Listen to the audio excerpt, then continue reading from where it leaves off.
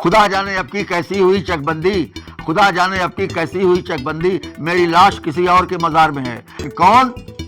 मैंने कहा कामरे लाल सलाम।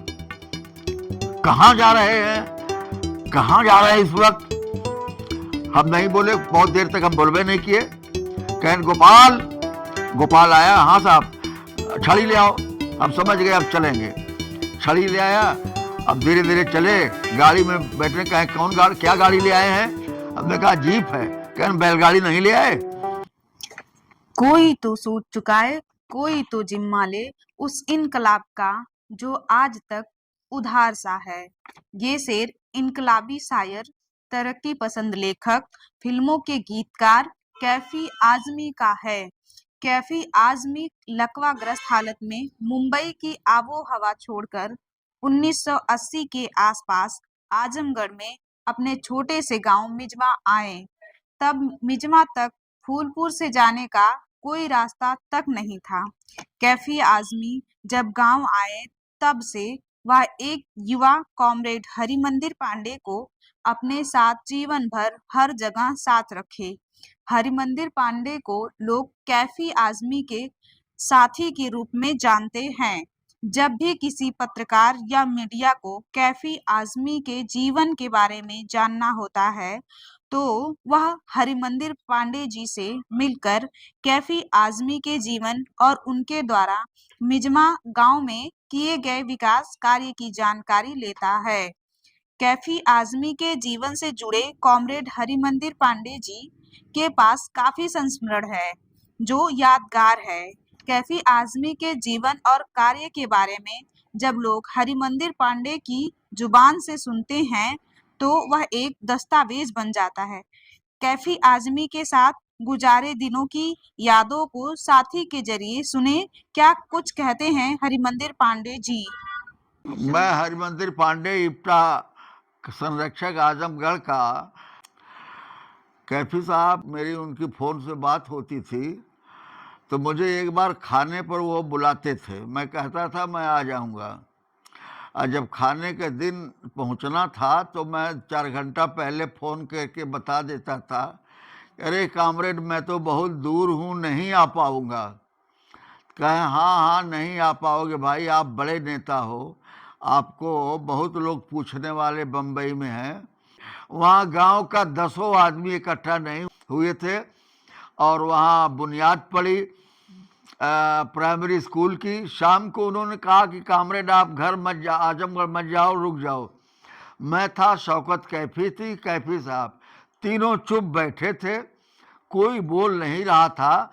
कैफी साहब काफ़ी गंभीर थे। तो शौकत चच्ची ने कहा कि कैफी क्या सोच रहे हैं, क्या सोच रहे हो?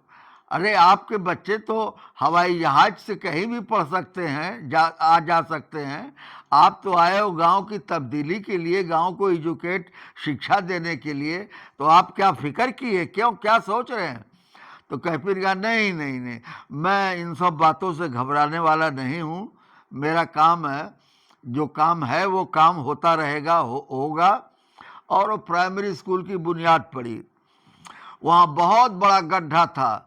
जिला पंचायत डिस्ट्रिक्ट बोर्ड में लेकर के मुझको कई बार गए और गड्ढे की मिट्टी जिला पंचायत ने भरा। उनके बंगले के चारों तरफ जो रोड बना हुआ है वो जिला पंचायत ने बनवाया है।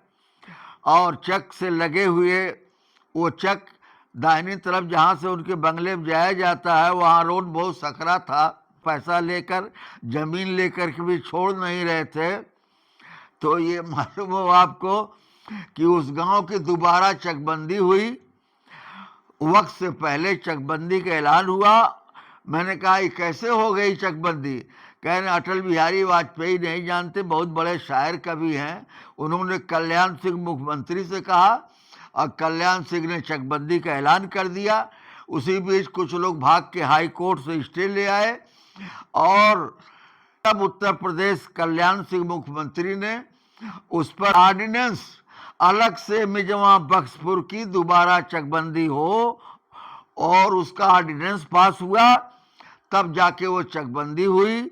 उनको स्कूल की जमीन लखू प्रधान ने 1 एकड़ दिया। खुदा जाने अब की कैसी हुई चकबंदी, खुदा जाने अब की कैसी हुई चकबंदी, मेरी लाश किसी और के मज़ार में है। कैफी साहब बड़े साहित्यकार उर्दू के थे, प्रगतिशील लेखक संघ के राष्ट्रीय अध्यक्षों में एक अध्यक्ष थे।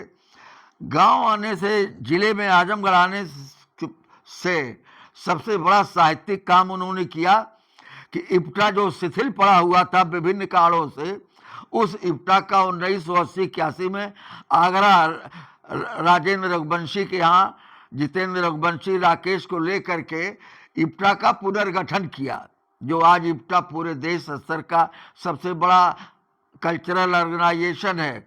और दूसरा काम उन्होंने सबसे बड़ा किया कि प्रगतिशील लेखक संघ की गोल्डन जुबली 9, 10, 11 अप्रैल 1986 में रविंद्रालय हॉल लखनऊ में उन्होंने संपन्न कराया, जिसके वो रिसेप्शन कमेटी के चेयरमैन थे। तीसरा साहित्यिक सबसे बड़ा काम उन्होंने किया कि फिराक गोरखपुरी पर अंतर्राष्ट्रीय सेमिनार क्लार्क अवध होटल में 3 दिन का हुआ था, जिसमें 45 देशों के नुमाइंदे राइटर पोएट उर्दू के आए थे। और प्रगतिशील लेखक संघ की गोल्डन जुबली में तो लगभग 80 देशों के राइटर पोएट्स आए थे। कैफी साहब का एक संस्मरण आपको सुना दूं कि अमजद अली गजनवी मोहम्मदपुर ब्लॉक में इंटर कॉलेज में मुशायरा करवा रहे थे। मुझसे बोले कि कैफी घर पे हैं, लिवा दीजिए। तो कैफी साहब का अक्सर आजमगढ़ में होता था कि लोग मुशायरा में नाम अनाउंस करते थे, पोस्टर छपवा देते थे और उनसे बातें ही नहीं करते थे। तो मैं बहुत परेशान हुआ कि बहुत ही, तो वहाँ स्टूडेंट फेडरेशन मेरे प्रयास से कायम हुआ था।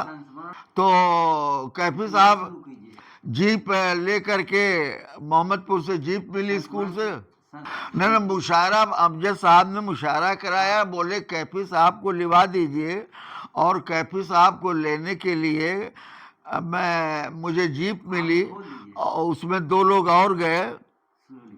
स्कूल में मुशायरे के लिए जब मैं गया उनको लेने के लिए मुशायरे में, तो मुझसे जाने में वहाँ बहुत देर हो गई। मेरे साथ 2 लोग और थे, बहुत देर हो गई। और कुर्ता पजामा पहने, छड़ी सिरहाने रखे, वो बिस्तर में चले गए। सीताराम और गोपाल वहाँ बैठे थे बरामदे में।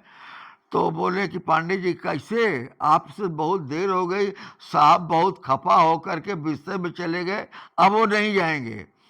तब मेरे साथ दोनों जो गए थे, मैंने कहा तुम लोग चुप रहना, बोलना मत। और मैंने सीताराम से कहा कि अच्छा। मैं अंदर गया, वहाँ उनके बिस्तर के बगल में कुर्सी में बैठ गया और कहें कौन? मैंने कहा कामरे लाल सलाम। कहाँ जा रहे हैं, कहाँ जा रहे हैं इस वक्त? हम नहीं बोले, बहुत देर तक हम बोलबे नहीं किए। कहें गोपाल। गोपाल आया, हाँ साहब छड़ी ले आओ। हम समझ गए अब चलेंगे। छड़ी ले आया। अब धीरे धीरे चले, गाड़ी में बैठने। कहे कौन गाड़ी, क्या गाड़ी ले आए हैं? हमने कहा जीप है। कहें बैलगाड़ी नहीं ले आए?